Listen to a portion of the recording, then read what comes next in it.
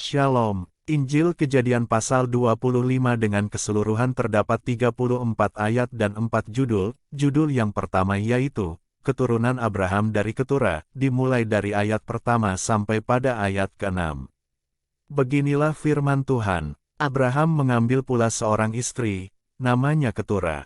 Perempuan itu melahirkan baginya Zimran, Yoksan, Medan, Midian, Isibak dan Suah. Yoksan memperanakan Sheba dan Dedan. Keturunan Dedan ialah orang Asyur, orang Letus dan orang Lem. Anak-anak Midian ialah Eva, Efer, Henoh, Abida dan Eldaa. Itulah semuanya keturunan Keturah. Abraham memberikan segala harta miliknya kepada Ishak. Tetapi kepada anak-anaknya yang diperolehnya dari gundik-gundiknya ia memberikan pemberian, kemudian ia menyuruh mereka, masih pada waktu ia hidup, meninggalkan Ishak, anaknya, dan pergi ke sebelah timur, ke tanah timur. Lanjut pada judul kedua yaitu, Abraham meninggal dan dikuburkan, dimulai dari ayat ke-7 sampai pada ayat ke-11, beginilah firman Tuhan. Abraham mencapai umur 175 tahun.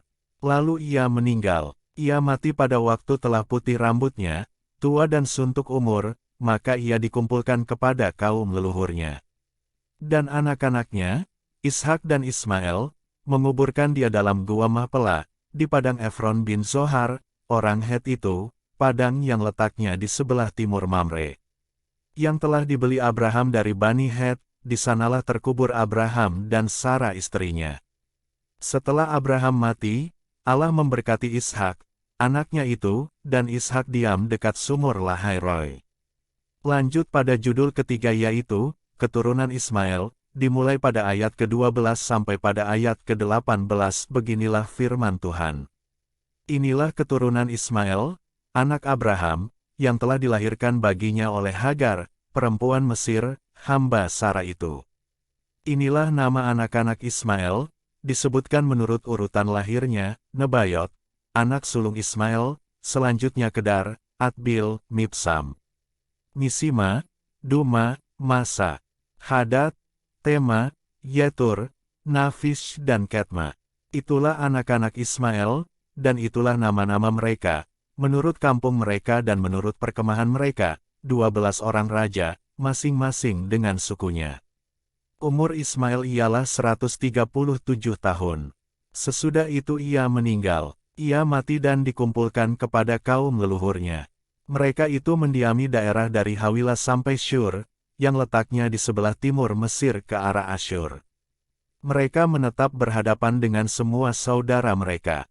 Lanjut pada judul keempat yaitu, Esau dan Yakub, dimulai pada ayat ke-19 sampai pada ayat ke-34, beginilah firman Tuhan. Inilah riwayat keturunan Ishak, anak Abraham. Abraham memperanakan Ishak, dan Ishak berumur 40 tahun, ketika Ribka, anak Betuel, orang Aram dari Padan Aram, saudara perempuan Laban orang Aram itu, diambilnya menjadi istrinya.